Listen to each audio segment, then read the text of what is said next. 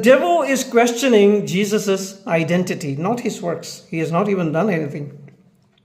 So the first thing that he questions is about his needs. Like he doesn't have anything. You don't even have food to eat, man. Come on. There are so many people living in luxury in Jerusalem and in your own Galilee. You don't even have food to eat. You have nothing. That is when Jesus is in that low condition. Then he takes Jesus into a high mountain, which is the Temple Mount in Jerusalem, which he claims to be the God of. Like Jesus is claiming to be the God of Jerusalem, the God of people of Israel, which he claims to be the place from where he's going to run the kingdom. He is the King of Israel, King and priest, the royal high priest. So from that perspective, he is telling Jesus, come on, you just are satisfied with Israel. I can give you the rest of the world too. That would be what the Antichrist would want, without paying any price. He would want to be the king of the whole world, and he would become. And that's how we are going to know him. But here he says to Jesus, now the perspective has changed. He says to Jesus, of course, you are king. You're living like a king here. You're king. People are respecting you. People honor you. People like you. People love you. They're praising you. They're after you. They are copycats. They want to do what you do. But this is not enough. Jesus, I can make you the king of the whole universe. I can make you the leader of the whole universe. And you can control other people's lives. Jesus is God in human form. Doesn't he know this? He said to him, it is written. When Jesus himself is in human form, he didn't take any privilege of being co-equal of God. He humbled himself. Worship the Lord your God and serve him only. I will worship only God. I cannot call you God. Here's the irony. The devil is telling God to call him, the devil, God. Think about it. Think about the audacity of the devil. That is how. If he could come in this manner to Jesus, how much more to us? He would come to us and say, well, now you can be the leader of everything.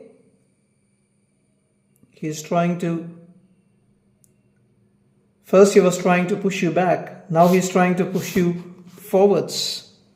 First he was trying to push you down. Now he's trying to pull you up and say, well, you don't be satisfied with this. I can give you everything. You just have to call me God. What happens? He says, worship the Lord your God and serve him only. Jesus said, of course, I can become the leader of everything. If God intends, which God intends, and which God would make him the king over everything eventually after his resurrection. But at this point, when the devil is tempting him to worship the devil as God, Jesus resists the temptation and says, only God is God, and I will worship only God. The devil led him to Jerusalem and had him stand on the highest point of the temple. If you are the Son of God. Now, so the high place where he was standing is perhaps the highest point. Now he's taking him even higher. If you are the Son of God, he said, throw yourself down from here. So these are three levels of perspective. Now you look at, earlier he was in the desert, in the wilderness. Then he was in a high place. And now he's at the highest point anybody can be. And says the devil to him, jump from here. Throw yourself down from here. For it is written, he will command his angels concerning you to guard you carefully. They will lift you up in their hands so that you will not strike your foot against a stone. Can you believe it? The devil is telling him to commit suicide, to jump and kill himself if he actually believes that he is the Son of God. This sounds counterintuitive, right? But you look at the world, you will see there are many people who were nothing in their lives, and suddenly they become great people, and then they reach the pinnacle, they reach the height of where they could be, and the next day you hear, or in the next 1 or 2, 3 years you hear, the person has committed suicide. There are many examples in Hollywood, many examples in Bollywood. People successful, they have everything, but they suddenly commit suicide. Why? It's the same devil, the same temptation. And if you are in that condition, you may be the President of the United States of America, you may be the Prime Minister of India, you may be a great person in your own organization, the leader of the organization. You may be Elon Musk, or you may be Mukesh Ambani. The devil can tempt people in this way. You may not be any of these. You may just be a pastor, and you may be in a very high position right now, and you may have reached the pinnacle.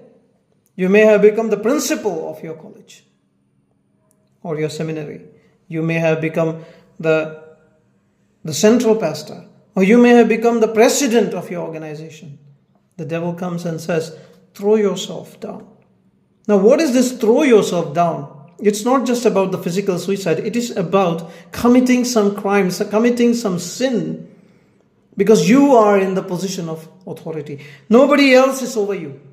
You are in the highest position, so you can just do some adultery, no problem. Like David was. David was in the highest position when he slept with Bathsheba and killed Uriah. So when you are in the highest position, the devil will say, now you are safe, you're not struggling for your basic needs. You are not in a position where you can compare with other people and say that I could also become like them. But now you have reached the place you have wanted to reach always, and you are in authority. Who cares? Do a little bit of sin. You may be tempted to do or use too much luxury. You may be tempted to do some corruption. You may be tempted to do some adultery.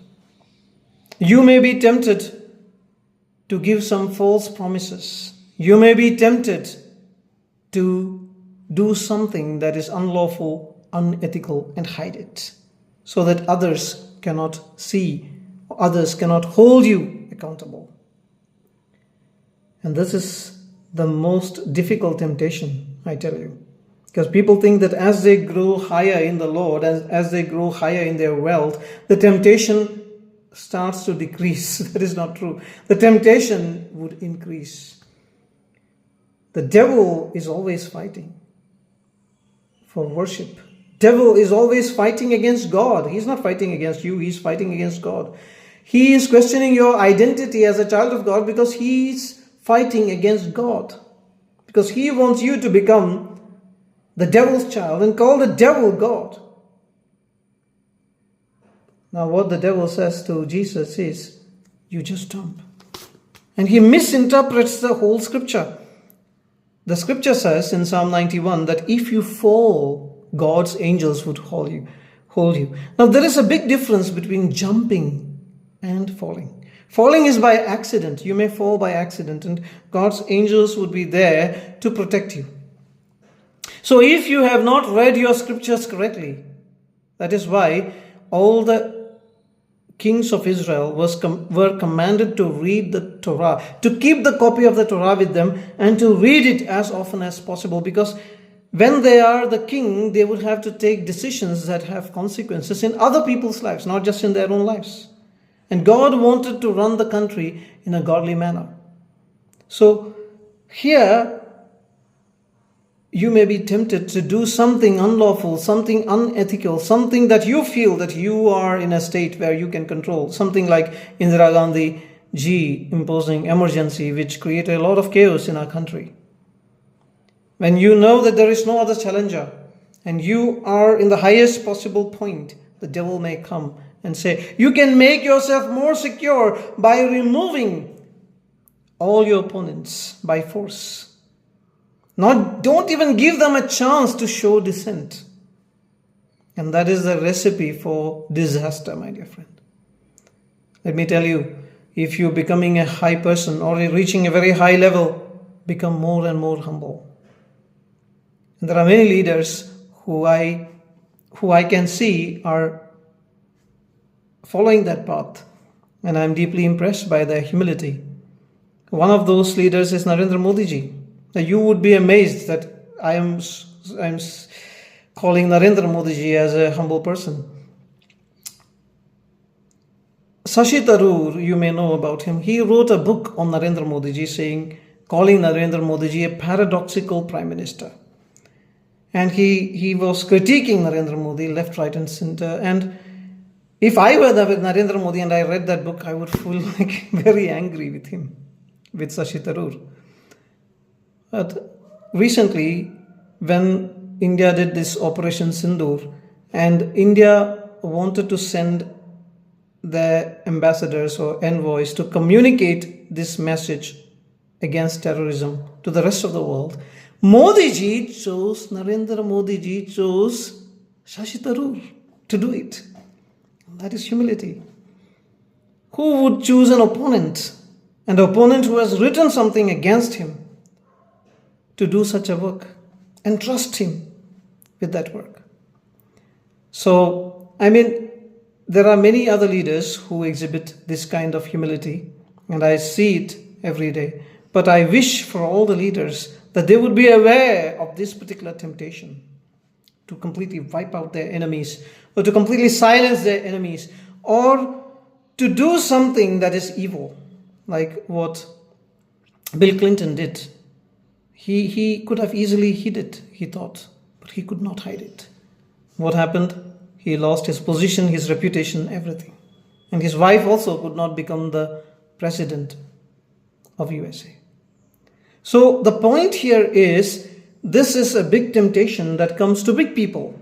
Small people can also have this temptation when you are in the highest state, when you are in a very good situation in your life as a pastor, you have accomplished everything, you have done your building, which you were praying for a long time, you have your wife with you, you have your children with you, and suddenly a woman would come into your life and she is prettier than your wife. And you fall for her and you sleep with her. That's the end of your pastoral ministry. That is the end of your family. That is the end of the building that you built.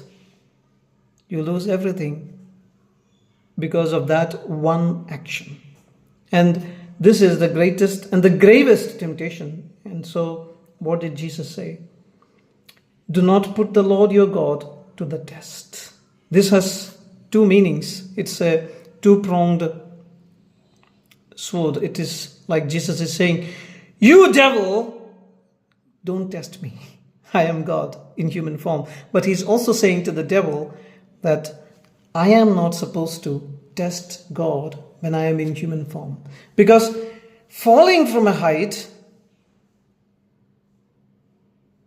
is something that God may protect me from. God may protect me from falling. God may also send his angels and hold me. But if I jump from a height intentionally, then it is my mistake. And if I test God in this manner, then I may die. So Jesus says, do not put the Lord your God to the test. Now these are the three temptations, and I believe many of us, when we are at these three levels of life, again and again we may go through these levels, would face the devil in approximately this way. So this is a kind of a scaffolding which God has given us to understand. And these temptations are repeated in Jesus' life as we go throughout. Devil then uses people. Devil is not coming in person into his mind and tempting him. The devil is eventually using people, the Pharisees, the religious leaders, and the Roman governor eventually, to tempt the Son of God, to prove his identity. But God proved his identity by raising him from the dead. If you are a child of God, let God do it. God will prove who you are. God bless you. Don't fall in the temptation, identity trap as it is called, where the devil would want you to prove to the devil that you are a son of God. Let God do it. God is a master of doing it. God raised his son from among the dead. When everybody else said he was a blasphemer, he was a devil in disguise. He was an antichrist. He was a false prophet. He was a maniac. He was a lunatic. What did God do? God raised his son from among the dead on the third day and presented to all those people this Jesus alive. And that is how God destroyed the devil that day. My dear friends, don't fall in this temptation. Let God prove your identity. God bless you.